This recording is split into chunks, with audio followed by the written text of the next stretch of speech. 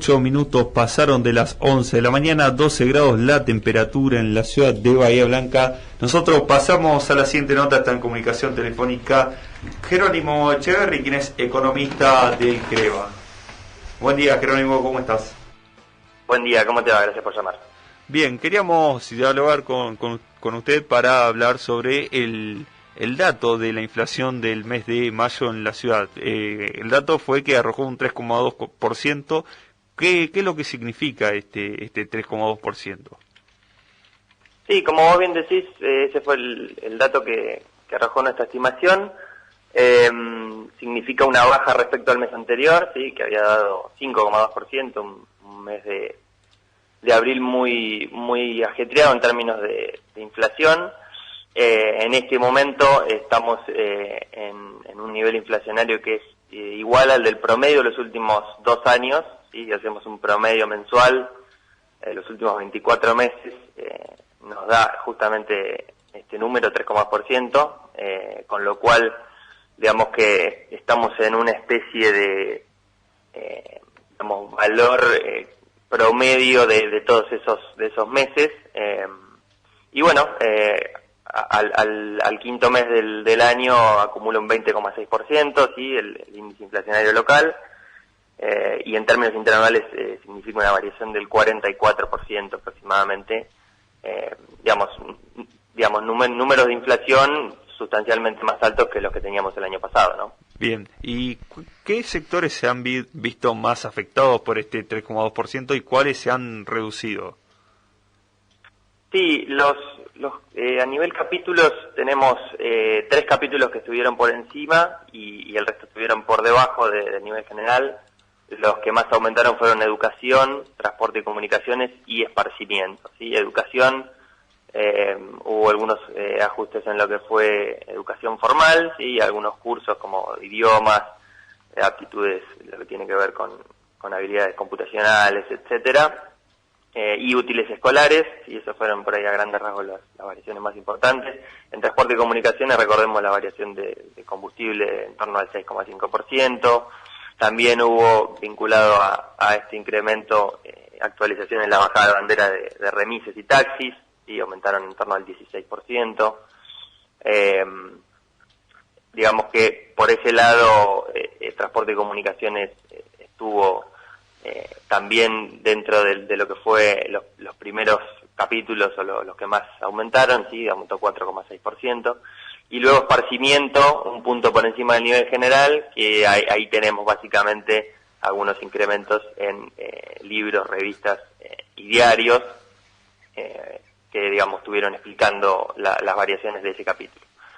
Y después por debajo el más importante es de alimentos y bebidas, ¿no? Que dio 2,8%, bastante más bajo que lo que fue el mes pasado, y básicamente se explica por incrementos en algunos cortes de carne, algunos lácteos y demás, digamos, pero básicamente es un dato mucho mejor que lo que fue el mes pasado, de alimentos y bebidas, que superó el 5%, ¿no? Buen día, Joaquín. Mauro Senesi te saluda. Y consultarte entonces, sigue este índice, este número inflacionario que claramente va a superar el promedio proyectado en 2021, en diciembre por Guzmán. Y yo quiero consultarte qué es lo que está haciendo esta suba, porque a ver, se lo está acusando al ministro Guzmán de que está haciendo un ajuste monetario, que no está emitiendo dinero. De hecho, mediante deuda que se va refinanciando, está incluso algunos meses o algunas licitaciones le devuelve dinero el Tesoro al Banco Central. Pero también consultarte porque el dólar mayorista en mayo subió un 1,2%. Entonces, ¿qué es lo que genera que estemos hablando de inflación con un índice mayor al 3%? Sí, básicamente lo que tiene que ver con la política monetaria, que es lo que vos estás remarcando, sí.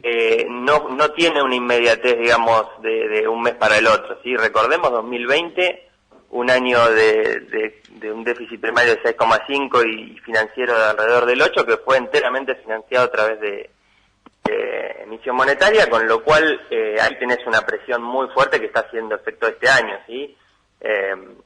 Ya a partir de enero la tasa de inflación empezó a levantar, y esto tiene que ver un poco con el rezago con el que opera la política monetaria y el exceso de dinero que hay en la economía. ¿Sí? En un principio, lo que se veía el año pasado era que, por ahí esto es un poco técnico, pero la velocidad del dinero había bajado, ¿sí? La cantidad de veces que una unidad monetaria recorre la economía en un periodo de tiempo había bajado, y eso básicamente significa un aumento de la demanda de dinero, es decir, que los individuos empezaron por una cuestión de resguardo, ¿sí? De que el año pasado fue un año de mucha incertidumbre, a guardar dinero, pesos, por eventuales complicaciones. Y una vez que las restricciones fueron, levantándose, que la economía fue empezando a recuperar un poco su actividad hacia el segundo semestre, esa velocidad del dinero empieza a retomar senderos normales, y digamos que el individuo, el agente económico, empieza a desprenderse de los pesos que le sobran, y eso básicamente presiona sobre la inflación. Recordemos también que la economía del año pasado cayó un 10%, lo cual implica que hay una menor cantidad de bienes y servicios disponibles en la economía, y hay más pesos dando vuelta para comprar esos bienes, con lo cual es normal que cada unidad monetaria valga menos, o lo que es lo mismo, que haya inflación, ¿no? Tal cual. Y en una economía bimonetaria como la nuestra, lamentablemente cuando se pregunta por inflación a los economistas, le tenemos que preguntar también por el dólar. ¿Cómo ves la situación del dólar teniendo en cuenta la liquidación de granos que se está viendo? Y después preguntarte, para ya volver a lo específico inflacionario, la medida de cierre de las exportaciones, ¿se ha visto implicado o ha tenido algún tipo de repercusión en el capítulo de las carnes en cuanto al índice inflacionario? Empiezo por la primera. La cuestión del tipo de cambio es importante porque generalmente a lo largo de la historia argentina se ha utilizado como un ancla nominal, ¿sí? Se utiliza como un dique de contención de precios, que el año pasado no sucedió. El Banco Central estaba haciendo microdevaluaciones diarias de tasas por encima del 2%, y este año sí se está viendo una variación un tanto menor, digamos, por debajo de la inflación, pero no lo mantiene inalterado, sino que lo va haciendo correr por debajo de los precios.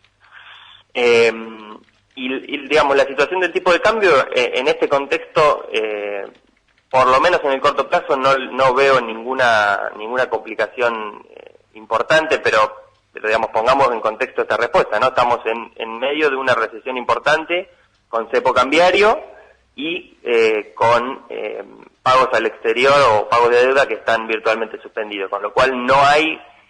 Y bueno, y el condimento que vos comentás que es digamos, estamos en los meses de liquidación de divisas del sector agropecuario, que tiene precios internacionales récord durante estos meses, con lo cual no veo dificultades en ese frente, pero haciendo obviamente, remarcando estos condimentos, ¿no? Que no estamos en un mercado libre de cambio. Entonces, digamos, es un análisis un poco retorcido, por decirlo de alguna manera. Bien. Y la otra pregunta que me habías hecho sobre el cierre de las exportaciones. Claro, a ver, cuando se toma la medida se decía que era para bajar el aumento o bajar los precios de la carne, teniendo en cuenta que el gobierno esgrimía que con esta exportación a China básicamente eso estaba presionando los precios en el sector cárnico. La medida de cierre de exportaciones, sabemos que hubo un paro del sector, queremos saber en cuanto a los precios, ¿se vio afectado? ¿Logró el objetivo que quería el gobierno o al contrario? Y yo mirando los números te diría que no, porque el subgrupo de carnes, tanto vacuna como carnes de ave, aumentó un 4% en este mes, en el mes de mayo. Entonces, por lo menos en lo que fue mayo no surtió efecto. Y digamos, si vos me preguntás a mí, dudo que funcione en los meses venideros. Pero bueno, tampoco lo podría asegurar, es una presunción mía. Yo creo que en un esquema o en un régimen de inflación alto como en el que estamos, es una medida de ese estilo, no sé si contribuye a solucionar el problema de la inflación. Sí, por ahí podría resultar un poco más efectivo plantear una política un poquito más de mediano plazo en torno a la política monetaria, el manejo de los agregados monetarios, recordemos, por ejemplo, la tasa de interés no se ha movido en lo que va de este año y me animaría a decir que el año pasado hubo escasas variaciones, si es que las hubo, con lo cual se está recurriendo a algunas herramientas que no sé si son del todo efectivas para lograr el objetivo de bajar la inflación, ¿no? Que es un objetivo fundamental. Bien, Jerónimo, ya para cerrar quería consultarte qué proyecciones tienen a futuro, teniendo en cuenta también que no hay programados aumentos de combustibles. Sí, acá podemos hacer un ejercicio, digamos, teórico, por llamarlo de alguna forma, que es proyectar la tasa de inflación que venimos registrando en los primeros 5 meses a lo que queda del año. Si hacemos eso, a fin de año estaríamos con una tasa de inflación del 46% aproximadamente. Puede llegar a ser un número que veamos si se mantiene la dinámica que se viene observando a lo largo de los primeros 5 meses del año. Si esto es una anualización de una tasa de inflación, ¿no? Es lo que estamos haciendo básicamente. Es 46% es lo que nos daría si se replican en los meses venideros el comportamiento que vimos en los primeros 5 meses del año. Bien, Jerónimo, te agradecemos por la comunicación y por las respuestas brindadas. No, por favor, gracias a ustedes por comunicarse. Que tenga buen día. Bien, ahí pasaba la palabra de Jerónimo Echeverri, quien es economista de CREVA, que nos comentaba sobre la inflación del mes de mayo.